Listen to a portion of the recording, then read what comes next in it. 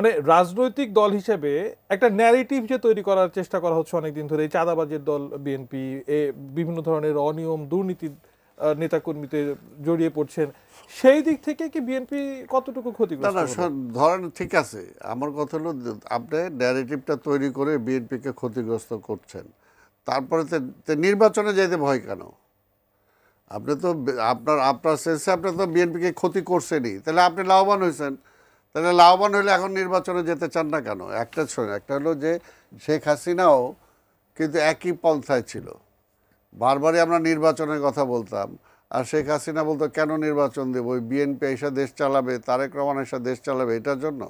তো এইটাও আমরা 5ই আগস্টের পর থেকেই দেখতে আসতেছি, যেটা বলছেন যে বিএনপির ক্ষতি হয়েছে। হ্যাঁ, এই সমস্ত ন্যারেটিভের কারণে আপাত দৃষ্টিতে মনে হচ্ছে যে আমাদের বিএনপির ক্ষতি হয়েছে, কিন্তু লাভটা কার হয়েছে? নির্বাচনের মাঠে আপনি মনে করছেন না যে এটা না, কোনো মোটেও না। কারণ একটা যে উনি বলতে যাচ্ছেন ক্ষতি তো হয়েছে, ঠিক আছে, তো ইলেকশন দেন। হ্যাঁ, আমি তো এটাই বলতেছি,